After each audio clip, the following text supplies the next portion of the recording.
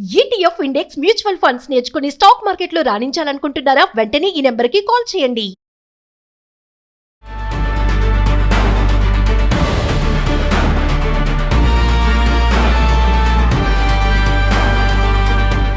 నమస్తే, welcome back to Suman TV. Present మనతో పాటున్నారు public speaker Rajani రమ్మ గారు.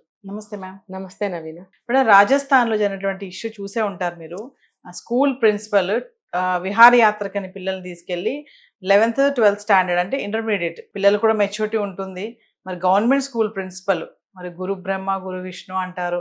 అలాంటిది మరి పిల్లలతో పాటు అతను ఇంకా అదేమనాలంటే ఆ వాటర్లో ఆ పూల్లో ఉండడం అనేది అదొక చెరువులాగా అనిపిస్తుంది. చూడ్డానికి కూడా బాగాలేదు. అది అంటే పిల్లలు కూడా మెచ్యూరిటీ ఉంది కదా, మన ప్రిన్సిపల్దే తప్ప అని ఎందుకు అనుకోవాలి?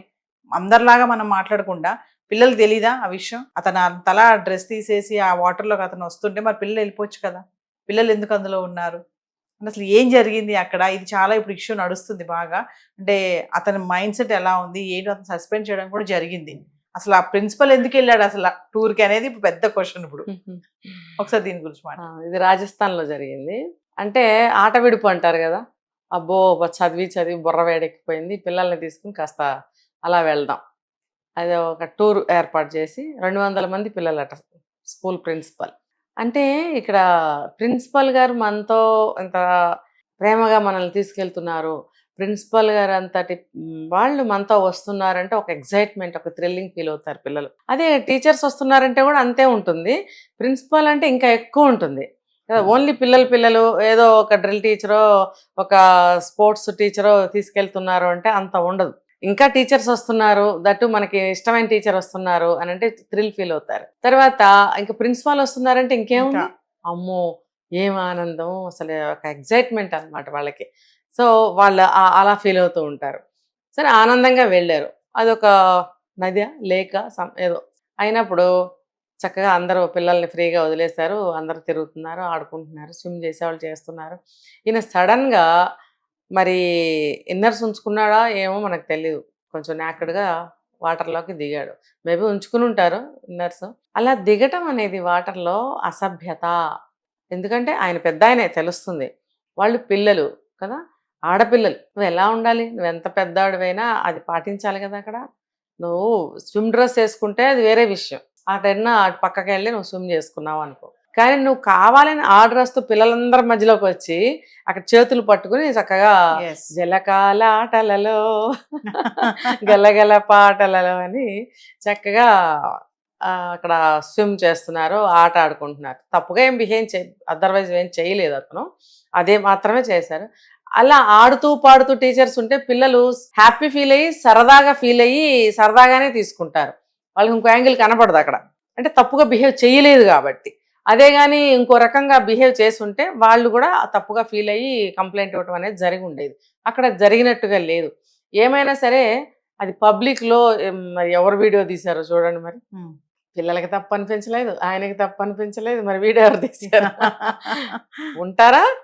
ఇప్పుడు చెప్తారు గోడకి కళ్ళు ఉంటాయి చెవులు ఉంటాయి, కాదు. అసలు ఎటు నుంచి ఎవరికి కళ్ళు చూస్తాయో ఈ ప్రకృతిలో ఈ ప్రపంచంలో మనకు తెలియదు. అది నీకు ఎటు దూసుకొస్తుందో బాణంలాగా అర్థం కాదు.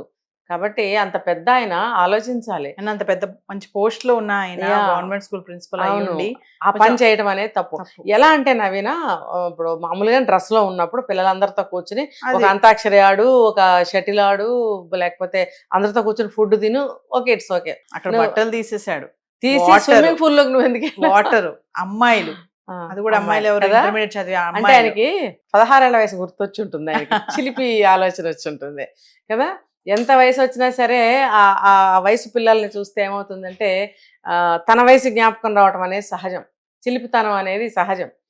అంతవరకే బిహేవ్ చేసినట్టున్నాడు ఆయన, బతికిపోయాడు. ఫర్దర్ గా అంటే ఫన్నీ క్యారెక్టర్ అనుకోవచ్చు.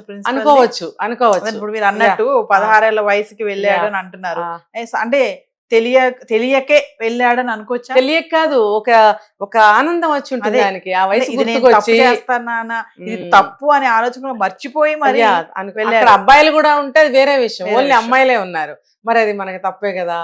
కాబట్టి ఆయన అంత వేరే వేరే ఆడుకుని తిరిగినా కలిసినా పర్లేదు, కానీ నీళ్ళల్లోకి అట్లా బట్టలు లేకుండా దిగి ఆడపిల్లల చేతులు కలిపి ఇట్లా ఆడటం అనేది వాళ్ళ వరకు కూడా తప్పు కాకపోవచ్చు, జనరల్ గా తప్పు కాకపోవచ్చు, కానీ సమాజానికి చూసే వాళ్ళకి ఏం మెసేజ్ దొరుకుతుంది వాళ్ళకి? అదేంటి అంత బాధ్యత గల ఒక ప్రిన్సిపల్ అట్లా బయటకు వచ్చి పిల్లలతో బట్టలు లేకుండా నీళ్ళల్లో, దట్టు ఆడపిల్లలతో ఆడటం అనేది అది ఎంతవరకు సంస్కారమో, అది సమాజానికి ఏం మెసేజ్ ఇస్తున్నట్టు? ఒక మంచి పద్ధతులు నేర్పాలి, ఒక మంచి బుద్ధులు నేర్పాలి. అలాంటప్పుడు నువ్వు పిల్లలతో కలిసి 16 ఏళ్ళ అబ్బాయిలాగా బిహేవ్ చేస్తే మరి ఇంకా పెద్దరకం ఎక్కడుంది సమాజంలో కదా? కుర్ర అబ్బాయి ఎవరన్నా ఆ పని చేశాడు అనుకో, ఒరే అబ్బాయి అమ్మాయిలతో ఏంట్రా నువ్వు అని తిడతావు నువ్వే, ప్రిన్సిపాల్వి. మరి నువ్వే చేస్తే, లేకపోతే మీ స్కూల్లో అలాంటివి జరిగితే నువ్వు తిట్టవా? పిల్లల్ని తిట్టవా? అసలు ఏమనవా? ఏంటి నీ మెంటాలిటీ ఏంటి ఇక్కడ? అలాంటి చిలిపితనం ఏమైనా ఉంటే, సరదా సంతోషం ఉంటే, ఒకసారి వయసు మర్చిపోయారు పాత జ్ఞాపకాలు వచ్చినాయి అంటారు కదా, అలాంటిది ఏమైనా జరిగితే నువ్వు కూర్చుని వాళ్ళతో చక్కగా ఆడుకో, తిను, సరదాగా అంత్యాక్షరి పాటలు పాడుకో, ఏదైనా చెయ్యి. ఆ ఒక్క పని చేయకుండా ఉంటే చాలా బాగుండేది. ఆ పిల్లలకి ఒక స్వీట్ మెమరీగా మిగిలిపోయి ఉండేది. ఇప్పుడు అనవసరంగా ఉద్యోగం పోయిందా? సస్పెండ్ చేశారు.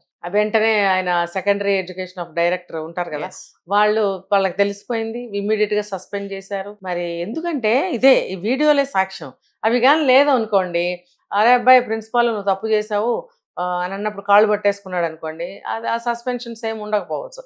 మరి ఇది అందరికీ తెలిసిపోయింది కదా, తెలిసిపోయిన తర్వాత నువ్వేం యాక్షన్ తీసుకున్నావు అని పబ్లిక్ ఊరుకోకపోవచ్చు. ఆ పిల్లల తల్లిదండ్రులు వచ్చి తిట్టచ్చు, ఇదేం ప్రిన్సిపాల్ అంటే, రేపొద్దున మా పిల్లలకి ఏదైనా జరిగితే అతనే ఏమన్నా చేస్తే పరిస్థితి ఏంటి, ఇలాంటి వాడు ఉండకూడదు అని కొంచెం Yes. తీవ్రంగా రియాక్ట్ అయ్యే పేరెంట్స్ ఉంటారు కదా. కాబట్టి ఇది మీరు అన్నారు, తెలిసైనా తెలియకైనా అలాంటివి చెయ్యకూడదు. నీకు సరదా ఉంటే నేను చెప్పినట్టు చేసుకోండి, Yes. ఇలాంటివి మాత్రం చేయకూడదు. Thank you.